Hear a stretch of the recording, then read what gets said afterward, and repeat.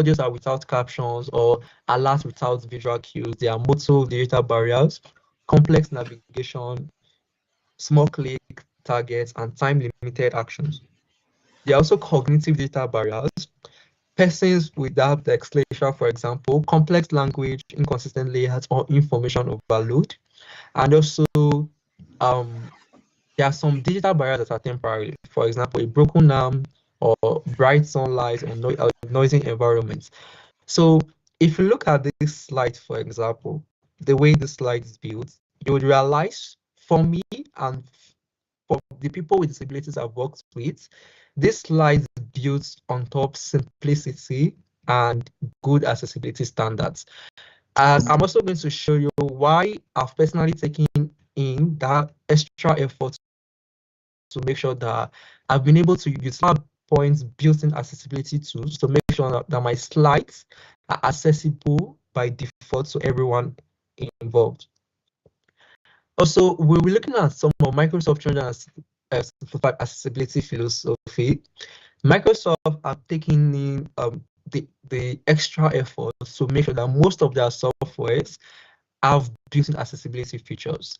Right now, Microsoft have an head of accessibility design that majorly works on these tasks. So they make sure that most of their softwares are built-in by design, not afterthoughts. And there is also zero additional cost to whatever software they are giving us the public, with no additional cost, and it's already going to exist in your current subscription. Also, most softwares, because of the fact Copilot is one of their consumer-first AI products, they have AI embedded inside it to make sure that it's able to assist you at every single step in your work. And there's also continuous improvement of these accessibility features based off user feedback.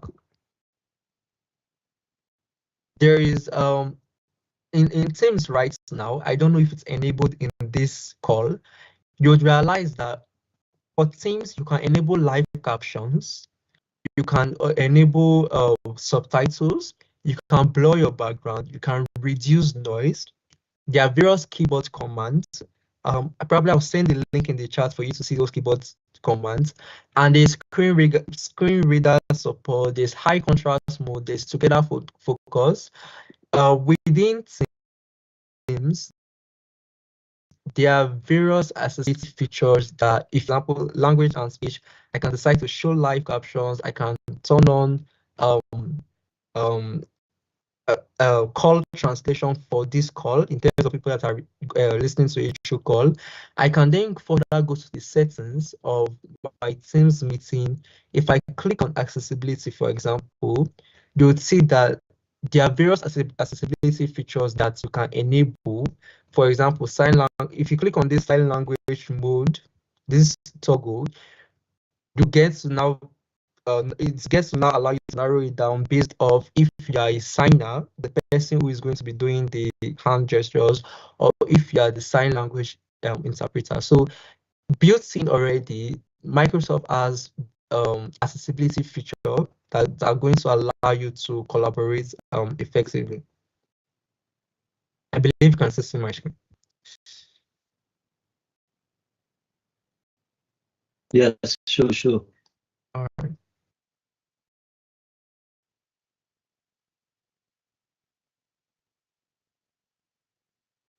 Oh,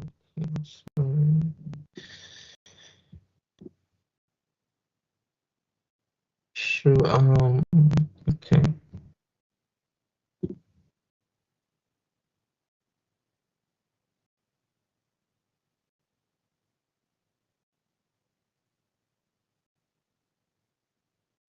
Okay.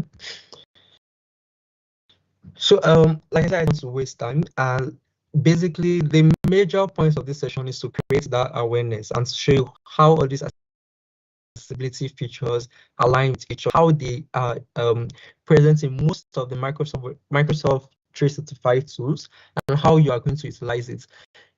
There is one major tool across all these platforms called Immersive Reader. I believe most of us know what Immersive Reader is. And if you don't know, it's basically a tool that serves I prefer to call it a component that can easily be placed across various digital softwares to create um, a view for these persons with disabilities to have easy way to navigate their way around in terms of listening, viewing, hearing, and all sorts of other criteria. And it's available across various M365 tools, Word, Outlook, Teams, OneNote, and it also allows you to work based off your text preference, like I said, font size, spacing things. I'll show you that shortly in Microsoft Word. And you can also work with various other features like grammar options, reading preferences, and read aloud setting. And it also works with over 70 plus languages. So it's not just limited to English alone. It works with your own local language if it's present among the language sets. Okay, I really don't want to waste time. I'm working on time. Okay. So I just want to proceed shortly and show you a quick demo on PowerPoint. Before I do that, I would like to if you go to this link called aka.ms/accessibility checker, Microsoft has a resource there to guide you through how to embed and include accessibility in the design wherever work you're doing, and how that is going to align with how you collaborate in your various workspaces and how you build tools. And also this Microsoft accessibility tools has the website has various training resources for you to work with. And if you go to in this PowerPoint slide, you'll realize that it's not just limited to Word or Excel or Outlook or Teams. Across various M365 tools, there are various accessibility features embedded. So I want to I'm actually working with the session time, and okay. So this is a Microsoft Word environment, and this is just a dummy text. I just got the history of Microsoft. So in this text, for example, let's say I like this first paragraph. I can right click on this, and in this read aloud, I can read this aloud. That's an accessibility feature. But if I want to open the immersive reader, all I have to go to is to go to the view tab and click immersive reader, and then it opens this entire section in immersive reader. And here you get to see the different options to work with wherever I'm doing. I can increase the text, change the text and everything. I can work with the read aloud feature.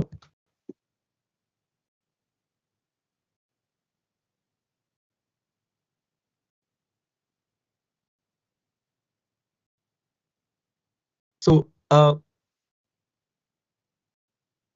Microsoft Immersive Viewer is because you might find yourself in a situation where you're working with someone who is visually impaired or probably have low sightedness, and if you are collaborating with such person, that person might be utilizing such a tool to work where needed. So it creates a very visually and accessible environment for persons with disabilities to work with, especially persons with visual impairments or low sightedness.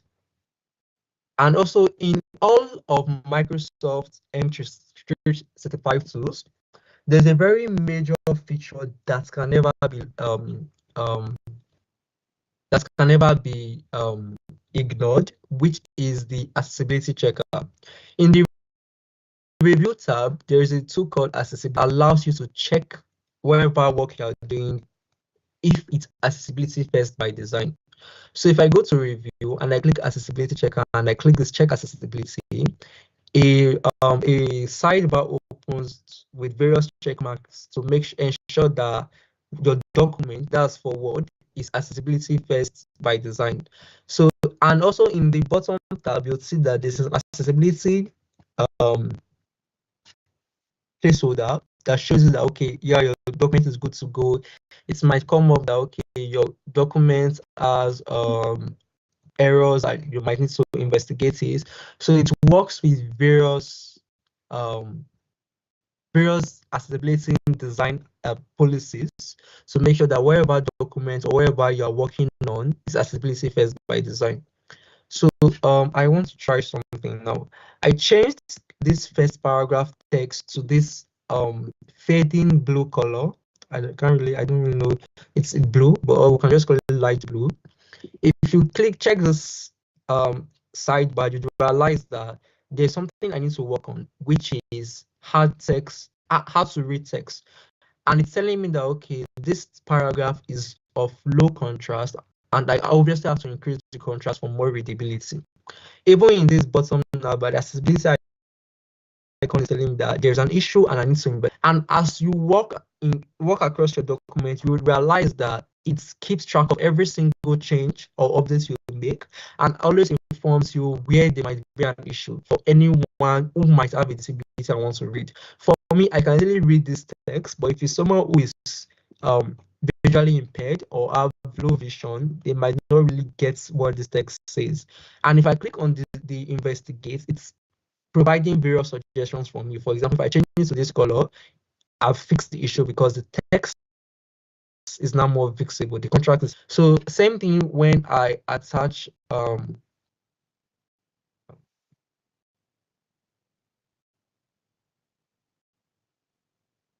if I attach an image, let's say I attach this image. Let's say I attach this image and then I save. It's still telling me right now there is an issue because now the accessibility is telling me investigate, and the issue here is that I've attached an image but there is no alt text attached to it. And if I go to this now, but you see that it's telling me that there's a missing alt text and I need to add it. And the best part of this is that Microsoft 365 2025 version has AI embedded in it that allows you to automatically generate alt text using AI. So it's telling me a blue sky with white text. This is what the AI is suggesting. So you can decide to change it to whatever you want. And once I add an alt text and save it, it's going to, you see here that all accessibility issues are fixed. So the reason why I'm showing this is to let you know that you don't need to go through the extra mile or put in extra efforts to make sure that whatever work you are doing, whatever tasks you are being assigned to, whatever document you're typing, needs to be accessible, or you need to go and start watching a long YouTube video or reading huge resources to make sure that whatever you're doing is right. Within Microsoft 365, a lot of accessibility tools are there, a lot of accessibility features are there that allows you to make sure that the work you are doing, the project or whatever you are doing is right, is stable, it's going to be inclusive for PWDs, persons with disabilities. Even within Excel, personally, when I was making this session slides, I utilized the built-in accessibility features. So for me, you can see that my accessibility checker is saying good to go. If I click this, you'll see that everything was fixed because all my images have alt text. The the the contrast is okay, the text and everything. So it allows you to work with whatever you want to do in terms of okay.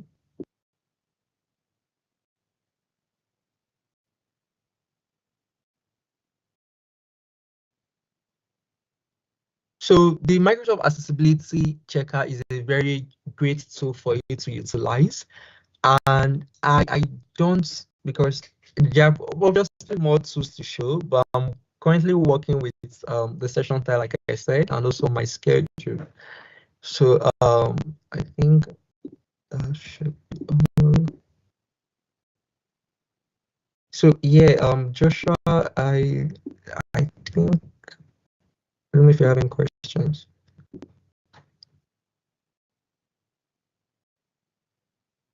All right.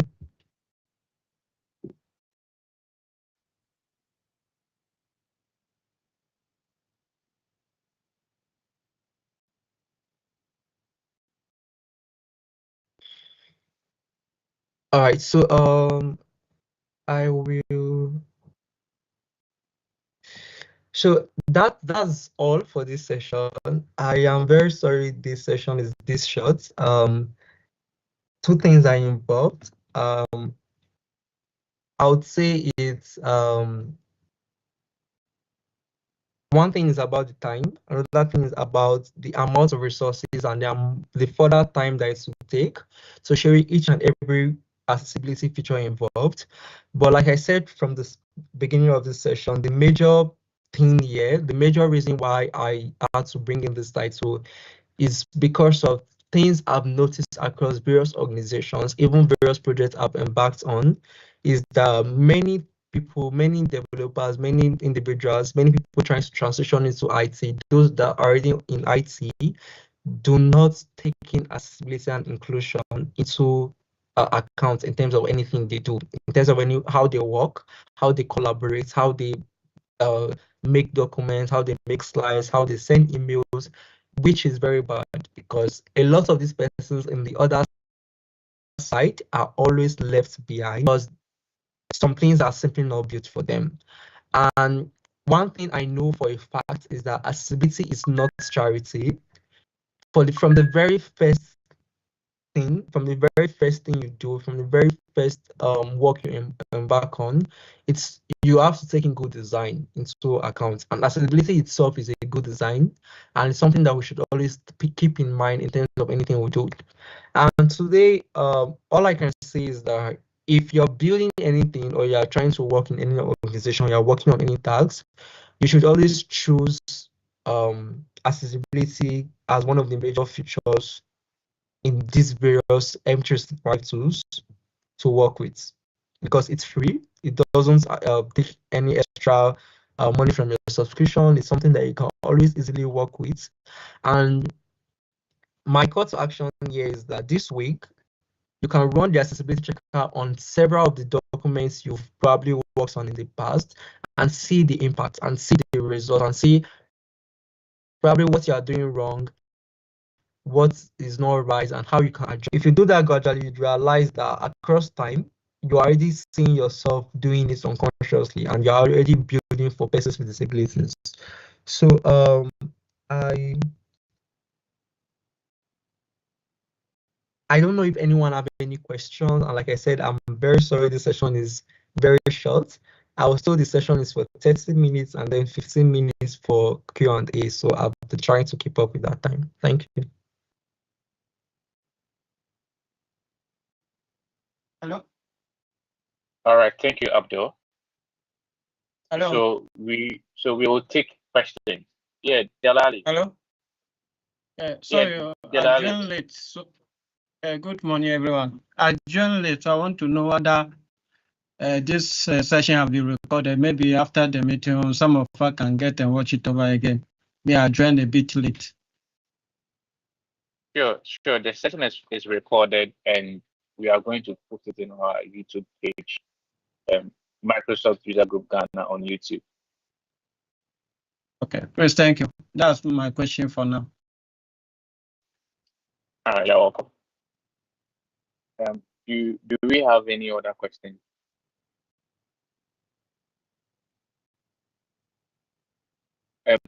Emmanuel, please go ahead. So thank you, Abdul. Thank you for taking your time to, enlighten us on these features. My question, I have a question and then just one statement regarding, you mentioned a link, but I didn't see the link in the chat. I think it's regarding us getting additional resources from that particular place on this point of your slides. And then what are challenges to expect, or that we can deal with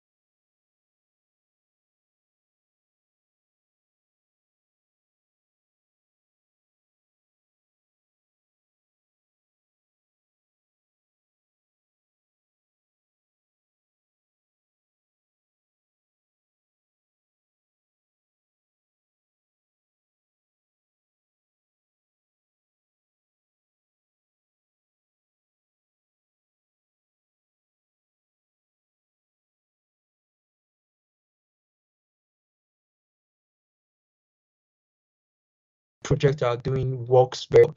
So it's left for you to find out the impact is going to lay out on you if you are able to follow the accessibility standards that are provided to you. So I don't know if I answered the question or you have any other question. Thank you, Abdul. This was very insightful. At least I was able to grab a couple of things you mentioned. Thank you. If there are any additional resources as it relates to AI, that we can take into account, maybe when designing or working with people who are the designers, we can implement, that would be greatly helpful. Thank you. Oh, all right. I did a session, I think I had a session about 3 or 2 weeks ago. I can't recall.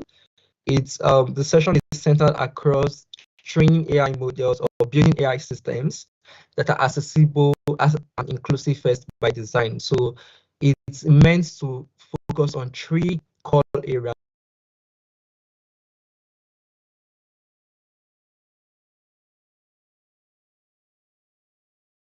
I think the session is recorded and it's on YouTube. Since this is on Teams and I'm going to have an history of this chat, I will check for the meeting link and send across just for a reference, so just to serve as a reference resource.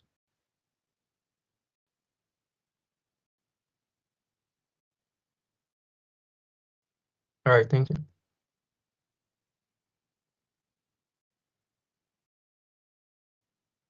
All right, thank you so much. So if there are no other questions, then our next speaker will take over the session. So, hi, Joseph. Okay, all right. I hope you are ready. All right, awesome. Please share your screen and then you can start.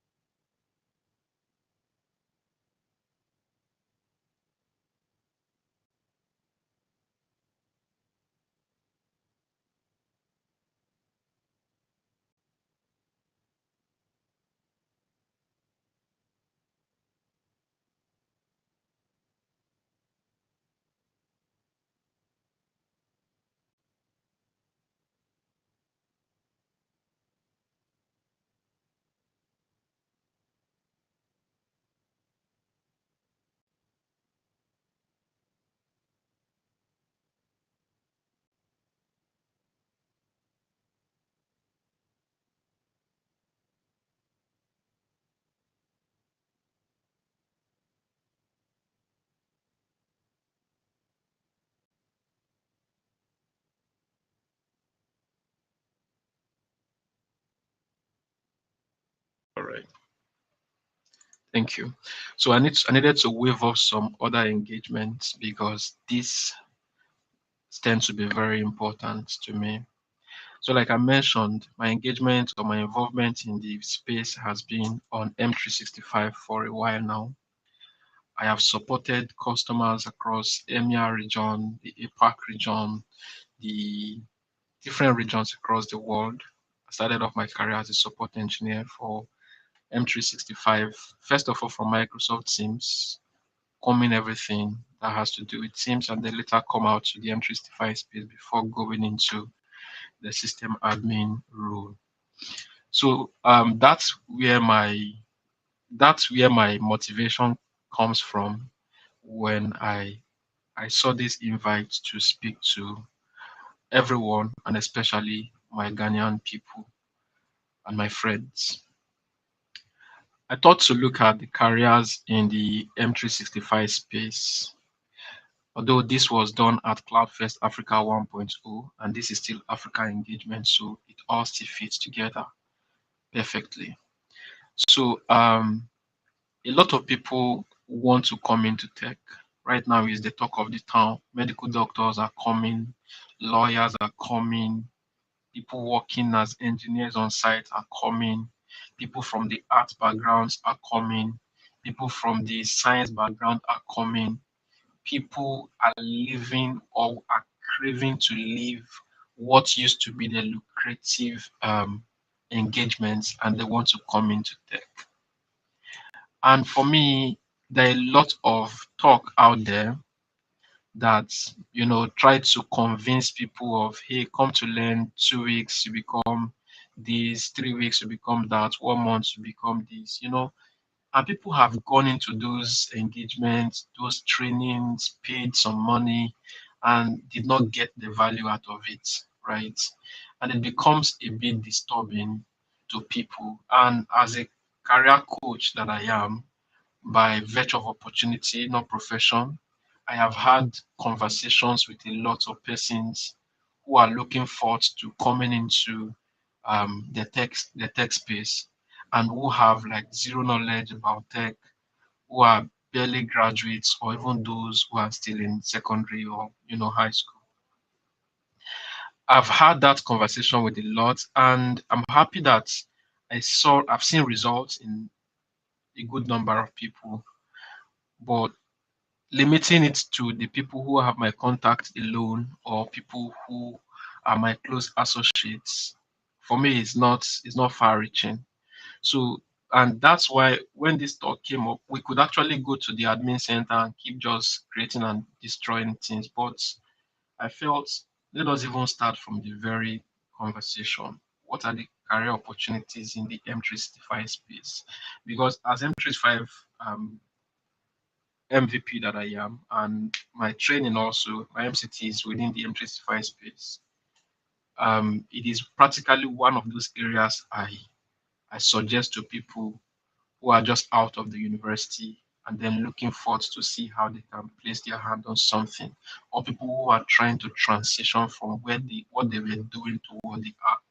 And I have delivered trainings on countless platforms on M365. And while we want to comment, one question that people always ask is, what are those? What are the prospects? What are those areas that I can work as or when I become a professional in the M365 space? And that's the reason why this talk today is actually inspiring me to put on my mic and speak to you all on the call. Um, so I'll just be going next. So what's going to be our agenda of discussion? We're going to be introducing you to Microsoft 365, which Abdul has already taken us through. Very, very educating part of the whole system. And then when we do, of course, we would also proceed to look at the career opportunities in the M365 ecosystem, which is like the topic of today's conversation. Then, having looked at that, what can you specialize, or what roles can you specialize in? You can see we're in Teams, and then we're in Word, I think we also heard about, yeah, we're in PowerPoint to look at things. And then What about finding job opportunities? How do you find the job opportunities? Because long and short, why do you learn? You want to learn to understand. You want to understand to be able to solve problems, and you want to solve problems because you want to earn a living.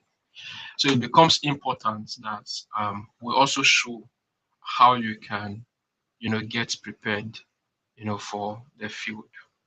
Then the success stories and inspiration. We may be looking at those depending on how much time we have. Now, importance and relevance in the modern workplace.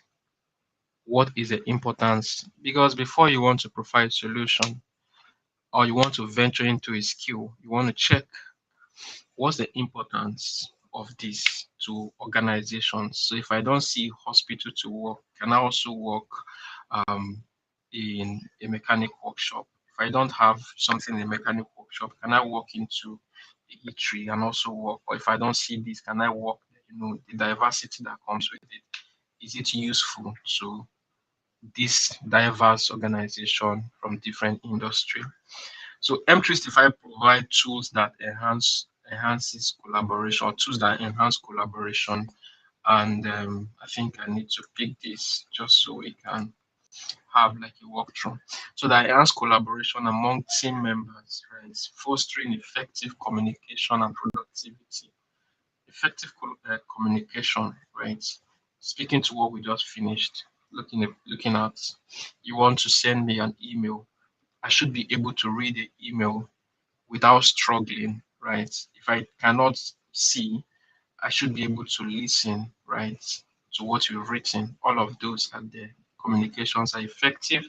And when you talk about productivity, M365 itself, they ask you to define it. You can call it a collaboration and productivity suite. If you define it that way, you've covered everything that M365 does. This is because in terms of productivity, we can, let's say, for example, have a team of these guys there, one, two, three, four, five of them sitting here. Wherever they are across the world, they can work together in real time, maybe on a document, on an Excel sheet, and they're trying to do some kind of work together, or they are designing something on a whiteboard. They can interact with it from wherever they are, as though they are just together in this form. So distance is no longer a barrier for their collaboration. I mean, effective collaboration. And that is why M365 cuts across a lot of organizations. Right. So it streamlines operation. So the suite helps organization to streamline operation by automating processes and managing task efficiency. So what about remote accessibility? So in terms of remote accessibility, you can really work anywhere. You can join your calls on the phone, you can read your emails on the phone, you can reply to your emails, you can join your meetings, you can, do a lot just because you have your phone with you. And the fact that you can sign into multiple devices on the same account makes it easy. It is so accessible to the point that you can be in an ongoing meeting and you need to use the restroom right in your house. You don't need to leave your meeting. You can just transfer the call to your phone or add your phone to the ongoing call, and you go for your convenience, and then you come back to your table and you are still very active in the meeting. Not to even talk about now the Copilot integration into M365. Um, cannot the flexibility it brings in cannot even be overemphasized, because you can even join a meeting you've missed for like 30 minutes, and within 2-3 minutes you've been able to get a meeting recap, and then you're up to speed with what is happening. So it is accessible from any device and anywhere, so long you have access to the internet. Now, what is the industry demand for M365 skills? Because that's the next question. Somebody, perhaps, I think I heard somebody say here that he's looking forward to, he's just coming into the tech field. And one of the questions that will be in the person's mind is, what is the industry demand? Of course, there is growing skill demand, right? Because honestly, to be frank, the cloud space, from what I read, started off in the early 2000s, right? And then, of course, I'm not saying like categorically Africa backward, no, but we are a bit slow in terms of adopting technologies in this part of the world. And then, if that is the case, it means that adoption of this particular tool, especially in this part of the world and even across the globe, will keep increasing because people have seen the flexibility that comes with it. So, because more people will be adopting it, then more skilled personnel will be of high demand. I trained in a section that I rounded off on Thursday, and then before we finished that program, somebody had already picked up a job for an organization to help set up the whole entire M365 environment and manage it. Just imagine that guy did not take that training, right? He will see the opportunity and it will still fly over him. And then how many people are available to provide such solution or handle such platforms? There are few. And of course, the talent migration from Africa is high. And most of the time, people who have these skills tend to eventually leave Africa.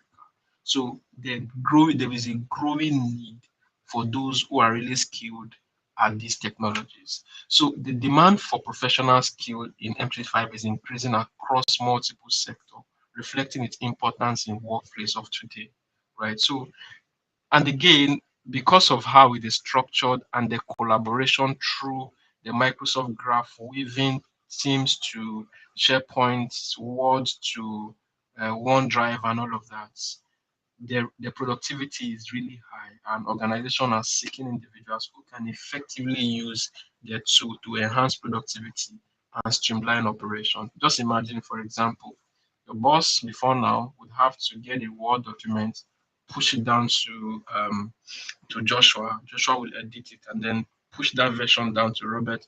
The robot does that and then pull it over to Emmanuel, and then it keeps going up and down, right? At the end of the day, we may even end up losing like the recent version of it. So how about putting that into a link, sharing it to us, giving us edit access, and from our various locations, then we can both co-author on that same document. So you've been able to solve a very critical problem for the organization, right? So fostering innovation too, for example, M365 actually gives you like sometimes this what it can do is limited to how much knowledge you have in terms of tweaking it, right? So there are a lot you can actually do with the M365 environment. That is why the industry demand for it is actually on the rise every morning. And what's the big question? The very, very big question is, now that you've said a lot of things, what are the opportunities in the M365 space that you so much praised a lot? What can we do? How can we rise? How can we grow, right? So, and then that's what we're going to be talking about. The Microsoft 365 administrator roles. So you have the role overview, you have the teams, you have the M365 administrator who oversees the M365 environment, ensuring all services and function effectively. Then there are technical skill requirements for troubleshooting. Once you know how to troubleshoot, then you can go for like myself who started off with technical support. Then you need to understand users' need. That's why sometimes if you want to do something, you have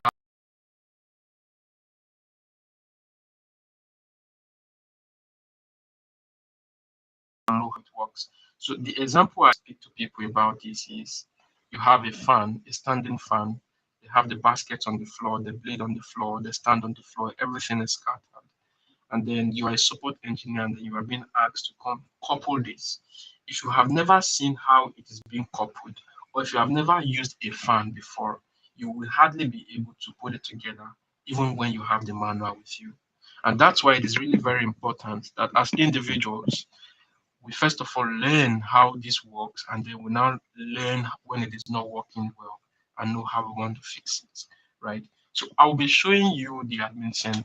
But before I do that, we'll just move on for now and see that there are consultant role. You can become a consultant, M365 consultant, right?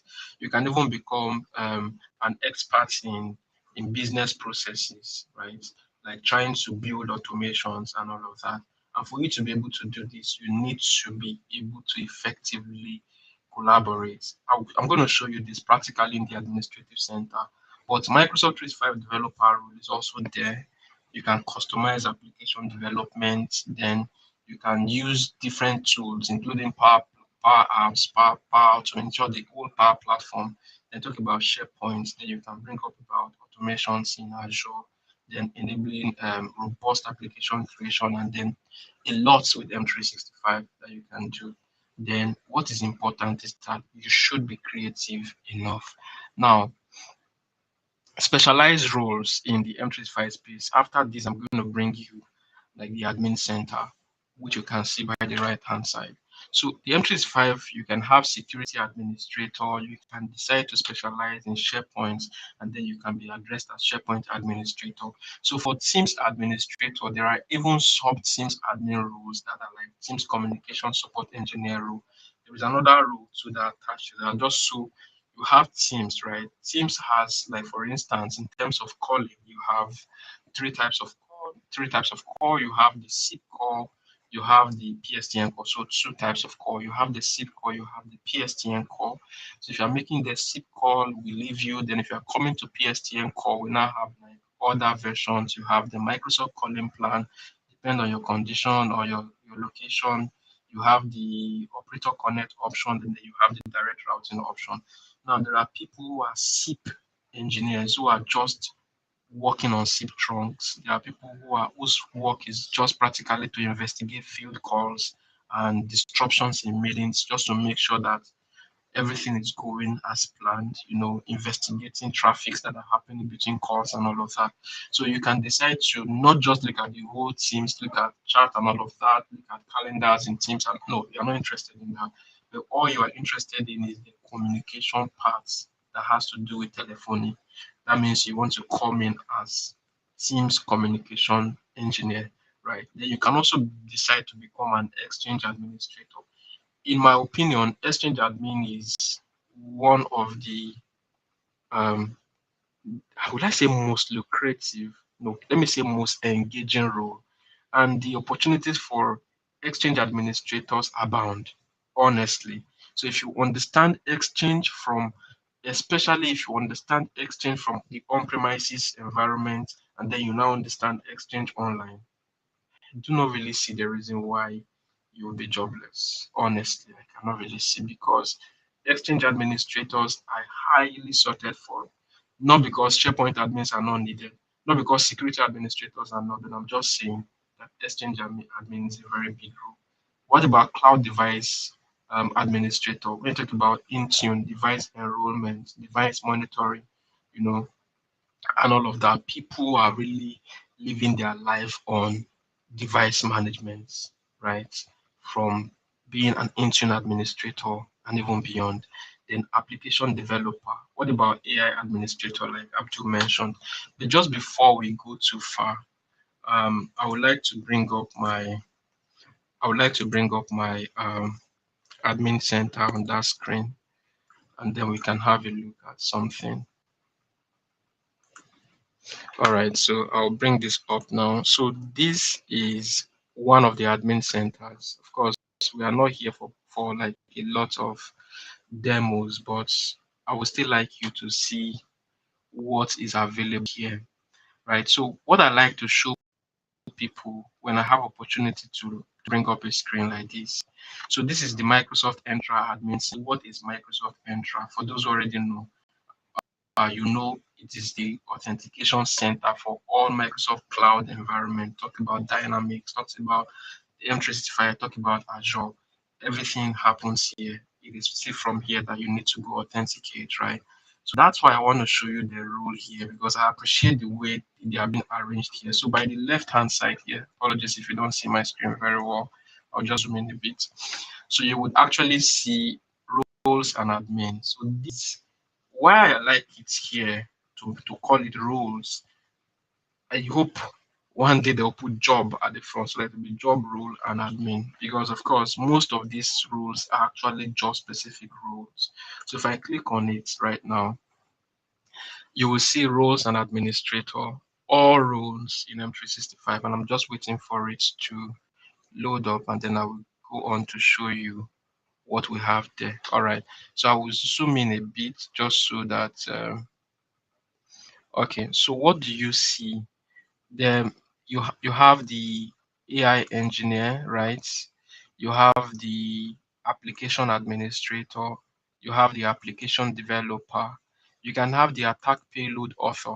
So what is an attack payload author is actually part of security administrator, because attack payload um, is that simulation that you are building inside to or to sensitize your user on the skill that the attacker can likely use, to attack your people before they even come.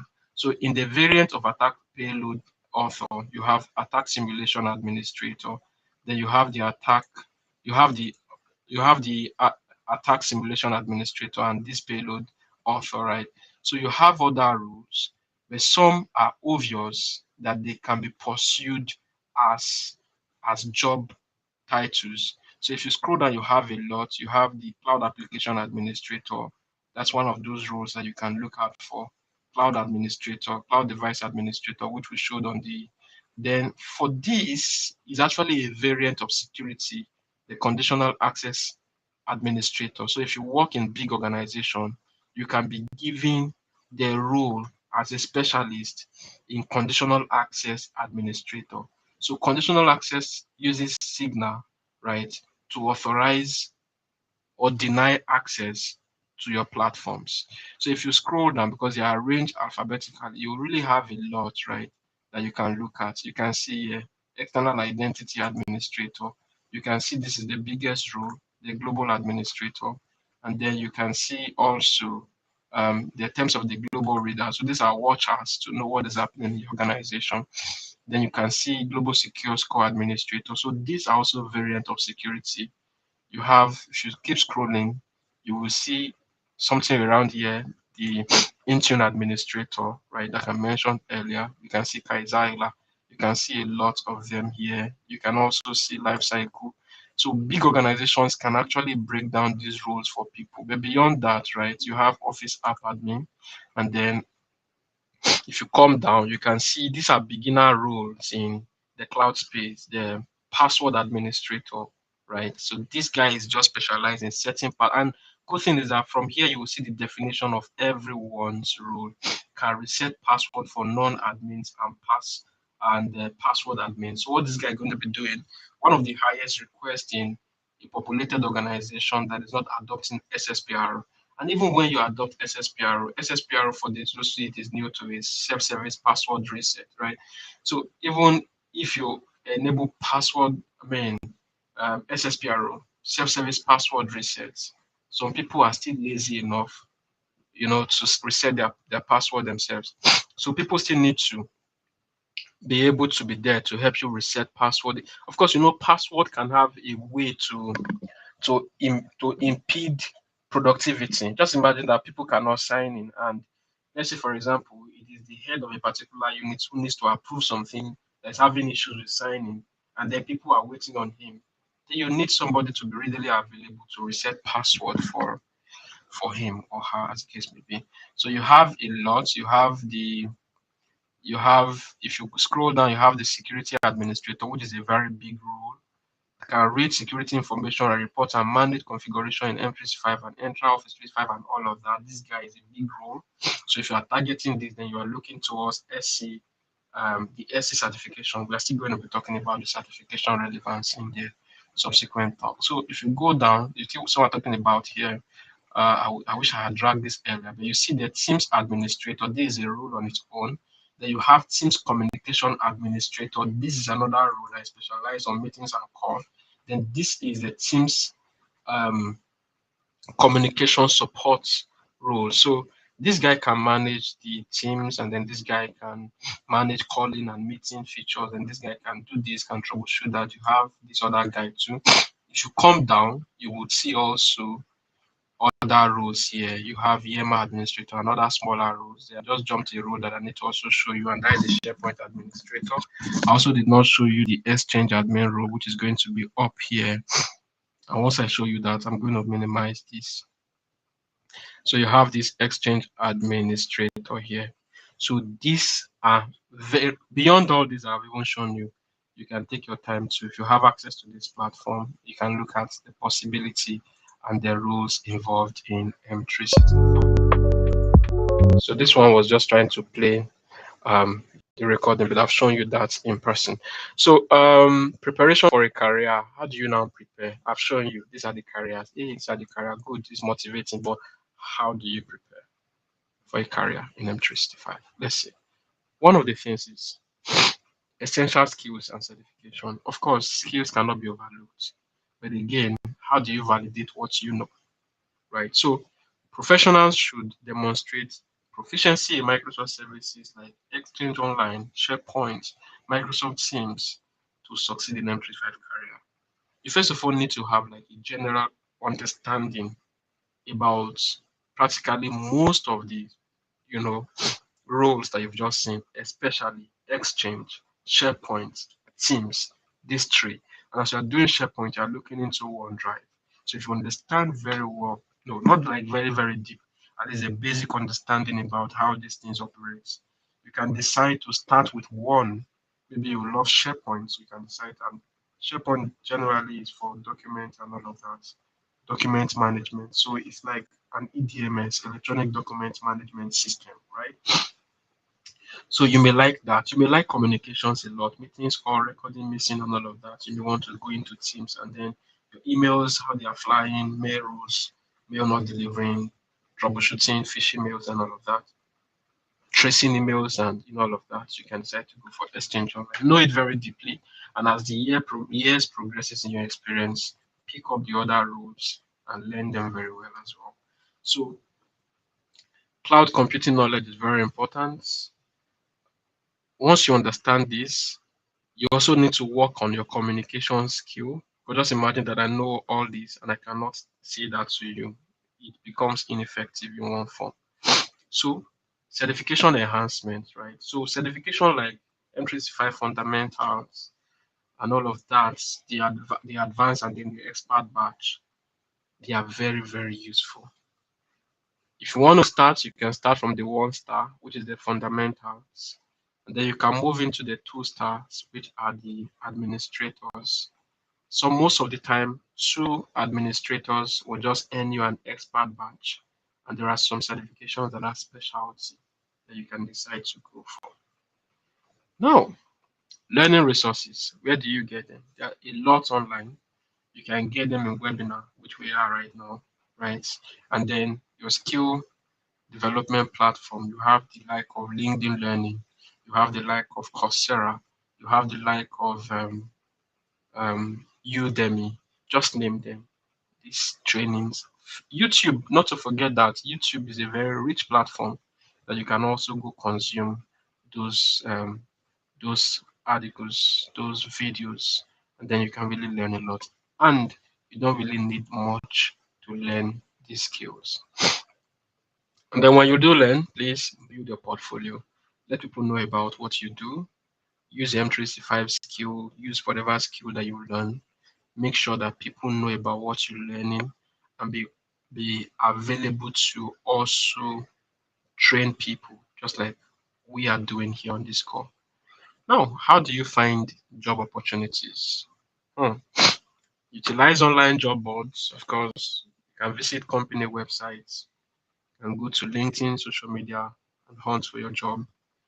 Tailor your resume to suit into those jobs. Not that you are faking it, but you are showcasing what you've learned in those in those in that's your resume while you're trying to look into the job boards, when you're trying to look into the social media for job hunting. They are really available. I don't want to bore you. I would have taken you to LinkedIn and just type M365 roles, and then you see lots coming on. And what's going to be your limitation, your level of skill? Because those interviews will come, right? How do you confirm that you know exactly what you said you know how to do? Very importantly, networking and community involvement. At launch, we have a WhatsApp group for this user group. How available are you there? How much do you build your network, right? Your online community engagement. How much do you join these events? How much do you listen to events? How much do you comment on people's posts? How much do you appreciate people when they take time to write something on the public space? How much of questions do you have on their posts, right? And then, of course, you see the community we are. So leveraging internship and entry level positions. So some people haven't learned if you are not very skilled, just to improve your hands-on experience, you may want to offer to go in for some entry-level roles, irrespective of how much years you spent. It could even be an internship remotely that you can add to your primary job and just deliver there, just so you can have access to platforms and people who are using these tools, right? So these are, among others, are some of those things that you need to do to land yourself on a successful career in the M365 space. So to conclude, right, career opportunities, M365, of course, from what I've demonstrated, provide numerous career paths for young professionals like we who are looking to thrive in technology. And then in terms of skill, please acquire relevant skill in M365, and that will definitely bring you success in the space and enhances your employability. Then for community engagement, sometimes I don't know how to overemphasize this because no matter what I see, it's still going to be um it's still not going to communicate what I have in my mind. But what I will wrap up with is community engagement, right? Help people in the community. Don't bother about who's coming back to help you. Because in Nigeria, there's an adage in the eastern part that says that if you cook for the community will eat it and then they will still ask for more. But the day the community will cook for you, you will spend the whole of your life eating it without even finishing what was provided for you. So what that means is that if you keep helping people in the community with what you know, one day the community will choose to come back to help you. And that day is a day you will least expect.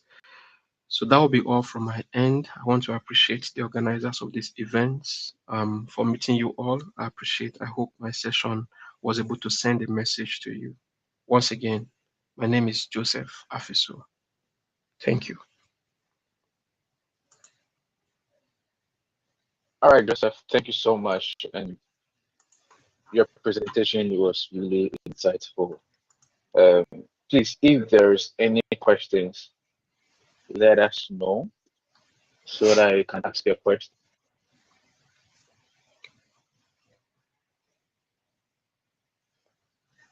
Hello, good morning to you. Hi, everyone. Okay, Aizo Yewale. Joseph, thank you very much for your insight. For breaking down from the career education and the offer and much more with what 365 can do. I mean, with what you just people out there are able to pick one or 2 points and okay, say that I think I'll be very, very much interested in pulling my direction into this particular path, probably because of security aspects. So I just want to ask, it's this because I saw you opening that this is five platform. Is it a open source or it's a community platform that one needs to register first before one can be able to use it? Okay, thank you. So that you're talking about the admin center I showed, right? Yes. Okay, that's actually organizations. That is like a cloud organization, as you've seen it that way. So it's like you having an organization. It is on that platform you kind of create your users, that is your employees, and then give them licenses to interfaces and all of that. But beyond that, before now, Microsoft used to have what they call I mean, it's not like used to have, like it used to be available to most people, the developer environments where they can actually learn, right?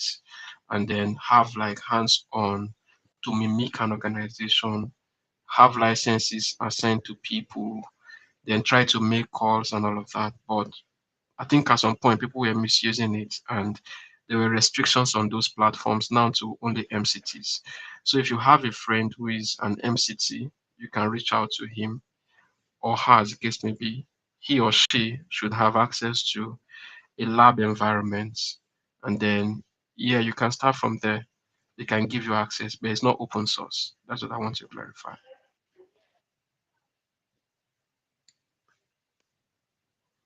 Okay, thank you. So, but now I don't know. These are trainings that these are just these own training that we cover, that will be covering practical and in-depth training aspects of it, just for only awareness for today. Okay, so I think Joshua and the organizers want to answer that. Okay, about that, we do organize such things, right, which is very technical as well. So if keep checking on our pages, for instance, Meetup, and then LinkedIn, we do post all those events over there. So as time goes on, you'll see all those kind of in-depth technical trainings. Yeah. And if there are any space that you are actually interested in, that you feel that we can um, share an event in that regard, you can let us know. You can send us a DM, and then we will be glad to bring that topic on board for a speaker to come and join. Yeah, thank you. Okay, thank you very much. All right, Oyewale, thank you. All right, so I think that'll be all right. Thank you very much, guys, for your time. All right. And I'll use this opportunity to thank all the speakers